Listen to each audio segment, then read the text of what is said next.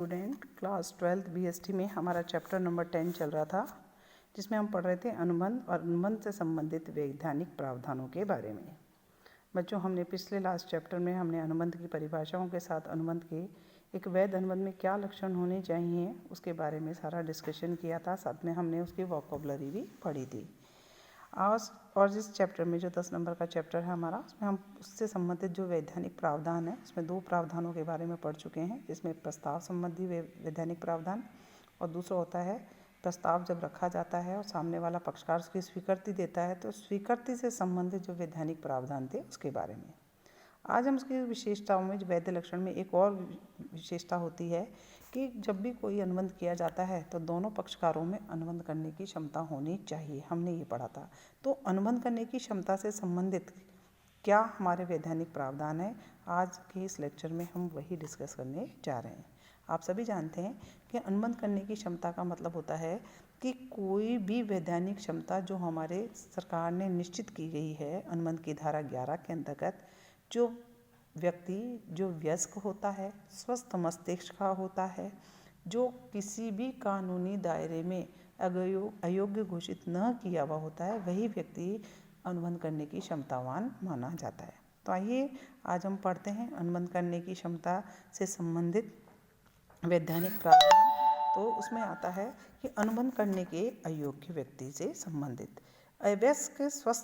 अवयस्क और अस्वस्थ मस्तिष्क वाले व्यक्ति को एवं राजनियमों द्वारा अयोग्य किए हुए व्यक्ति को अनुबंध करने की क्षमता वाला व्यक्ति नहीं माना जाता है। तो आज हम इन तीनों पॉइंट्स को डिस्कस करते हैं। पहला, अवयस्क से संबंधित क्या प्रावधान है, फिर दूसरा हम पढ़ेंगे अस्वस्थ मस्तिष्क से संबंधित, और तीसरा पढ़ेंगे हम राजनियमों द्वारा अयोग्य घोषित व्यक्ति के बारे में। तो पहला पढ़ने जा रहे हैं, जिसमें हमने ये बोला है कि अवयस्क संबंधित वैधानिक प्रावधान क्या है। तो अवयस्क संबंधी प्रावधान में आता है कि ठहराव पूर्णतः व्यर्थ होना। अवयस्क द्वारा अगर कोई भी प्रावधान आपने किया है, प्रस्ताव रखा गया है, तो ऐसा ठहराव प्रारंभ से ही क्या होता है, पूर्ण रूप से अवैध होता है, व्यर्थ होता है। ठीक है। दूसरा होता है अनिवार्य आवश्यक व्यक्तियों के लिए दायित्व। सामान्यतः ऐसा माना जाता है कि 18 वर्ष से कम की उम्र के व्यक्ति ने ऋण लेने की या लाभ के लिए कोई स्थायी या अस्थायी संपत्ति खरीदने का वैधानिक प्रावधान या ठहराव वो किसी के साथ नहीं कर सकता। उनका मानना है कि 18 साल के व्यक्ति में समझ नहीं होती है, इसलिए अगर वो ऋण ले भी लेगा तो वो चुका नहीं पाएगा, या लाभ के लिए किसी भी प्रकार की संपत्ति खरीदेगा तो वह उसको ठीक से मेंटेन नहीं कर पाएगा। इसलिए उन्होंने ऐसी चीज़ों के लिए वह बताया है कि वैधानिक ठहराव नहीं कर सकता। लेकिन एक अवयस्क व्यक्ति है जो अपनी जीवन निर्वाह करने के लिए, जीवन की आवश्यकताओं को पूरी करने के लिए किसी भी संपत्ति पे वो ऋण ले सकता है, तथा उसे प्रदान करने वाला व्यक्ति अगर वह संपत्ति मौजूद है तो उस संपत्ति को बेचकर भुगतान प्राप्त करने का अधिकारी हो। क्या समझे? इसका मतलब ये है कि कोई भी अवयस्क व्यक्ति है तो उसे जीवन निर्वाह करने के लिए जो जरूरी आवश्यकताएं पूरी करने के लिए पैसा चाहिए, तो अगर वह संपत्ति का मालिक है तो संपत्ति को वह गिरवी रखकर उस पर ऋण प्राप्त कर सकता है। ऐसी सिचुएशन में मान लीजिए वो नहीं चुका पाता है तो जो भुगतान पाने वाला अधिकारी है उस संपत्ति को बेचकर अपना भुगतान प्राप्त कर सकता है। भोजन, कपड़ा, यात्रा व्यय, मकान किराया, शिक्षा, चिकित्सा व्यय, धार्मिक अर्थों पर किया गया व्यय, मत का संस्कार का व्यय अधिनियम के अंदर जीवन निर्वाह संबंधी आवश्यकताएं मानी गई है। अर्थात इनसे संबंधित कार्यों को करने के लिए वे क्या ले सकता है, अपनी संपत्ति पर ऋण ले सकता है। तीसरा पॉइंट है कि एक अवयस्क को साझेदार नहीं बनाया जा सकता है। कहते हैं कि अवयस्क व्यक्ति है और निर्णय लेने की क्षमता उसमें नहीं होती है, लेकिन अगर अन्य साझेदार मिलकर किसी अवयस्क व्यक्ति को लाभ के लिए अगर साझेदार बनाना चाहे तो वह उसे बनाया जा सकता है। यानी हानि के लिए साझेदार नहीं बन सकता, केवल लाभ के लिए उसे साझेदार बनाया जा सकता है। फिर नेक्स्ट पॉइंट आता है अवयस्क व्यक्ति को कभी भी दिवालिया घोषित नहीं किया जा सकता है। अवयस्क व्यक्ति को एजेंट बनाया जा सकता है, लेकिन उसके द्वारा कोई भी दायित्व उत्पन्न करने पर उसकी जिम्मेदारी नहीं होगी, उसके प्रधान ही उसके दायित्व को चुकाएगा। ठीक है। इसलिए ऐसा कोई व्यक्ति नहीं चाहेगा कि हम अवयस्क को बता कर उसकी जिम्मेदारियों को ले, तो वो बनाते ही नहीं है सामान्यतः। लेकिन अगर आप चाहेंगे नहीं काम अच्छा करता बना देते हैं, देखी जाएगी, तो अगर कोई जिम्मेदारी या दायित्व उत्पन्न होगा तो वह प्रधान को ही चुकाना होगा। किसी भी अवयस्क के संरक्षण द्वारा अवयस्क की भलाई के हित के लिए किए जाने वाला अनुबंध क्या होता है, वैधानिक होता है।